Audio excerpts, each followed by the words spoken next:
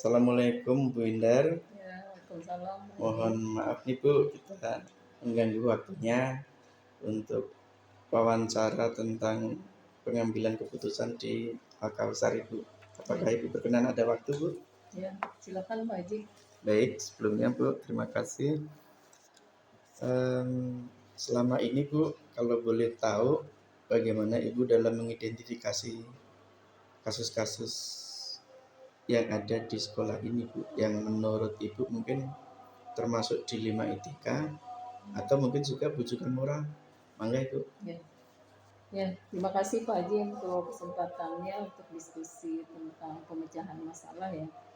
Nah, saya yakin bahwa setiap sekolah pasti punya permasalahan ya, ada kasus. Nah, kebetulan kemarin kami ada kasus terkait dengan etika, di antaranya ada siswa yang melanggar tata tertib di sekolah ini, yang dikategorikan etika ya, yaitu pelanggaran siswa putra yang memasuki area putri. Karena Asrama putri Bu ya. Ya, kalau di sekolah kami kan memang berasrama, jadi memang harus tata tertib itu benar-benar dilaksanakan. Nah, itulah salah satu pelanggarannya, yaitu dengan identifikasi yang pertama tentu saja ada pelaporan dari siswa yang melihatnya ya, sebenarnya tidak korban dia, tapi menemukan kejadian yang menurut mereka memang melanggar tata tertib. Nah, akhirnya kita proses dengan prosedur yang ada dalam tertib sekolah kita. Itu Pak Haji untuk identifikasi. Baik Ibu, terima kasih dan luar biasa Bu ya, ini kasus pembelajaran ini mungkin telah menyedot perhatian, menguras waktu, tenaga. Nah, selama ini bagaimana Ibu menjalankan pengambilan keputusan di sekolah Ibu, terutama kasus-kasus di mana ada dua kepentingan yang seolah-olah sama-sama benar Bu ya, dan sama-sama mengandung nilai-nilai kebajikan. Di satu sisi mungkin pembina asrama juga pengen mengamankan murid-murid yang lain dari gangguan penyimpangan yang bersangkutan. Sementara yang bersangkutan niatnya juga pengen belajar sih sebetulnya tuh. Cuma masih tergoda dengan hal-hal yang tidak terpuji. Menurut Ibu bagaimana Bu? Baik, untuk menyeimbangkan ya, jadi memang untuk kejadian itu kita tidak menjustifikasi langsung anak ini salah. Jadi kita harus benar-benar memperoleh bukti-bukti ya, bukti bahwa memang dia melanggar tata tertib itu. Jadi tentu saja pertama saya panggil anak itu, pelakunya apakah benar ya yang disampaikan oleh eh, orang yang melihatnya ya, itu bisa dikatakan saksi gitu ya.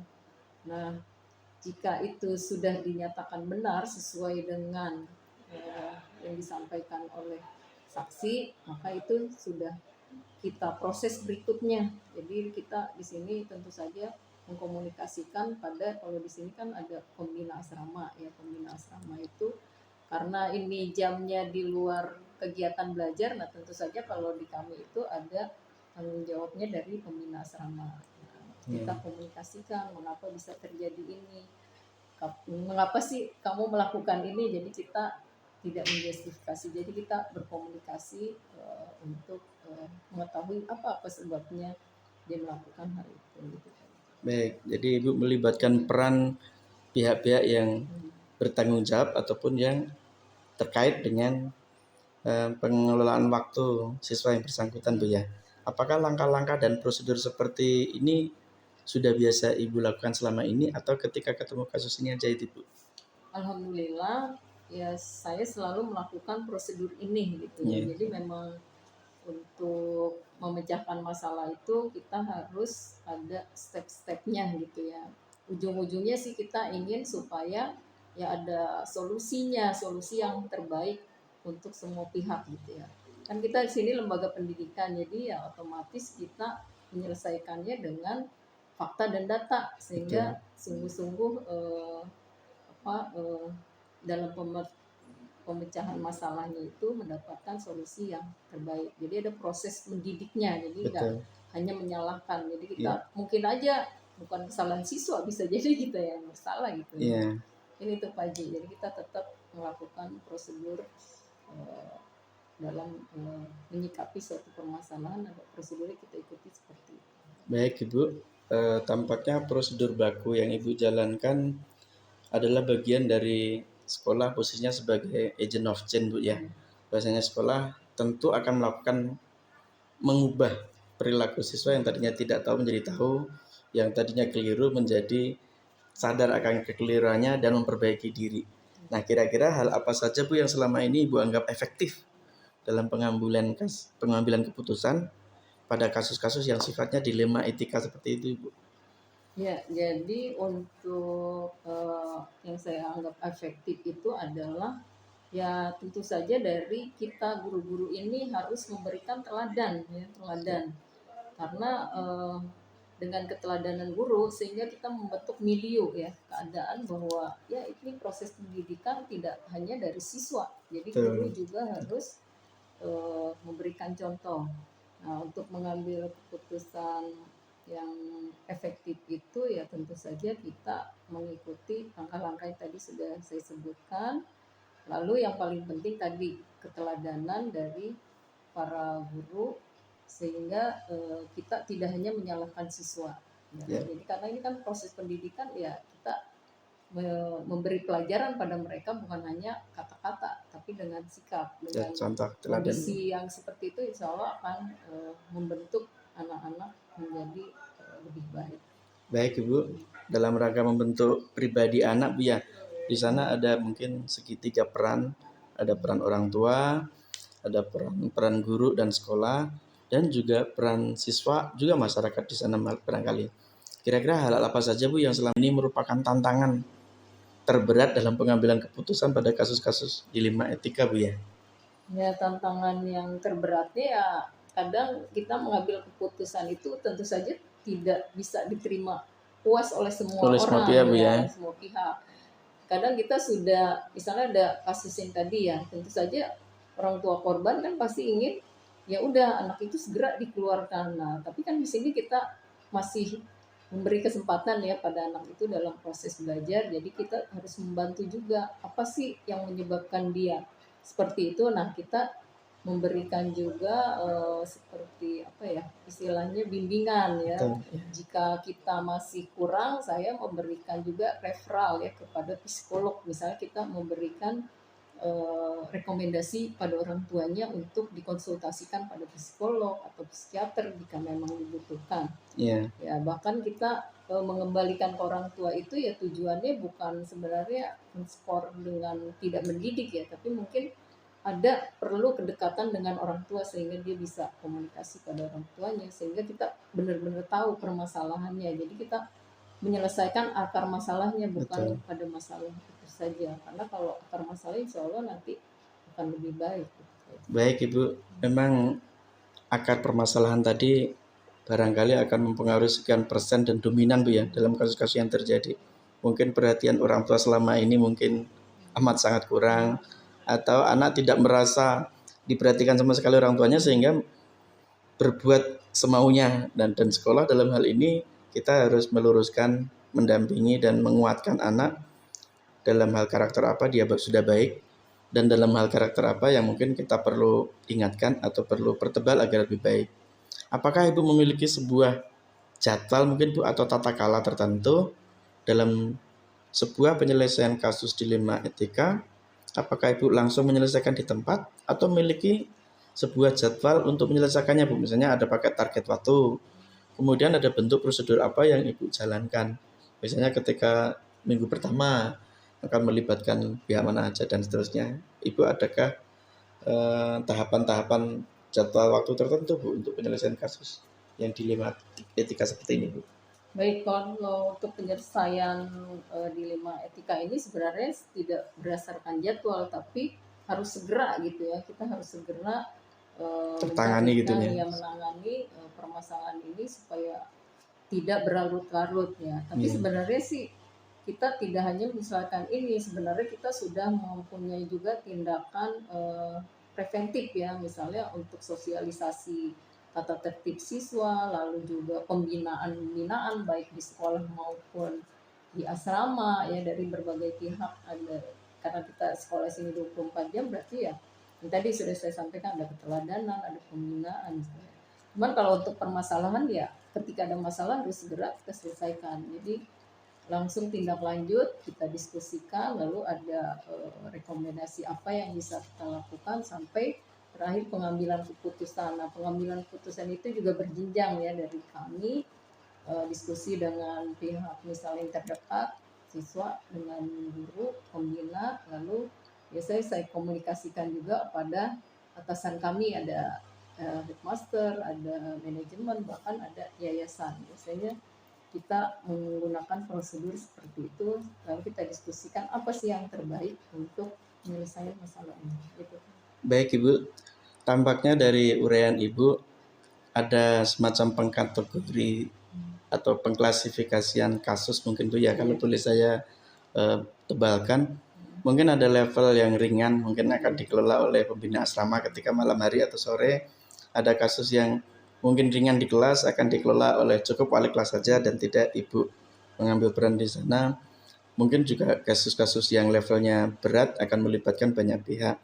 Nah, menurut Ibu, adakah seseorang atau faktor-faktor apa Bu yang selama ini mempermudah atau membantu Ibu dalam pengambilan keputusan dalam kasus-kasus di tema etika seperti ini, Bu?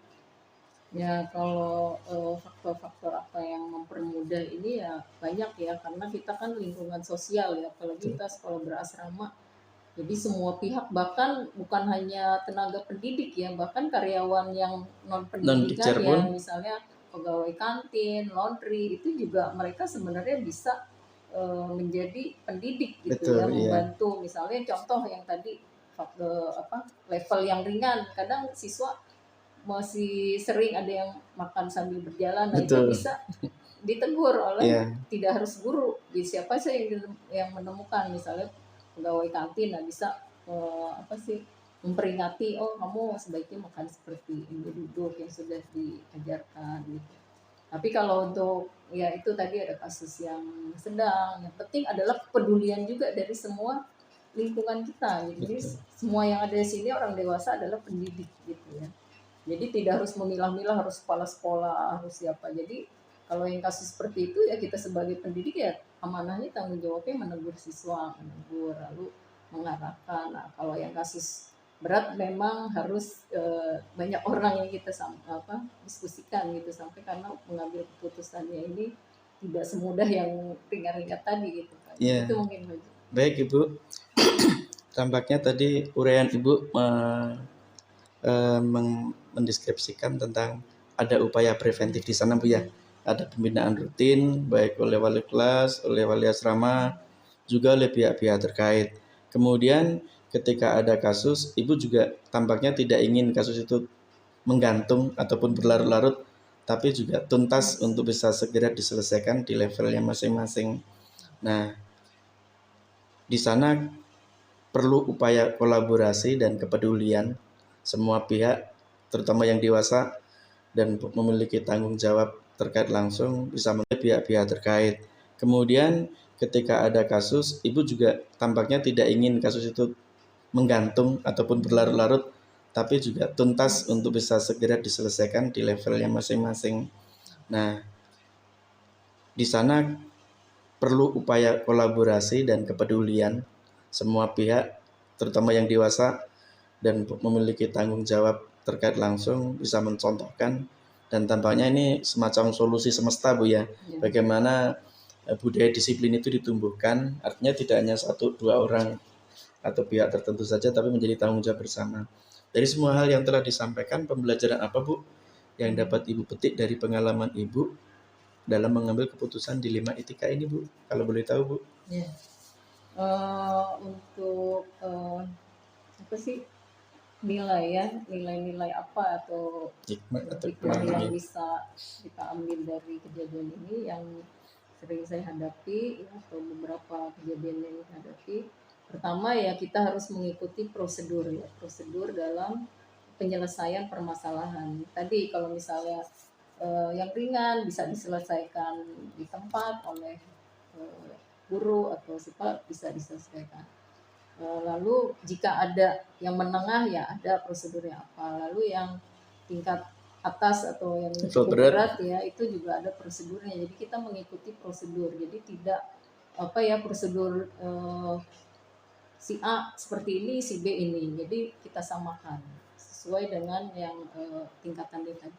Iya, Terus yang kedua, siap. saya juga mengharapkan ini yang saya sering lakukan adalah kerjasama yang baik antara ini tadi, misalnya dari siswa jika ada menemukan masalah ya mereka kita ajarkan untuk menyampaikan ya, jadi tidak takut pada hal-hal yang melaporkan yang tidak benar dihadapi, jadi berani mengatakan sesuatu yang benar.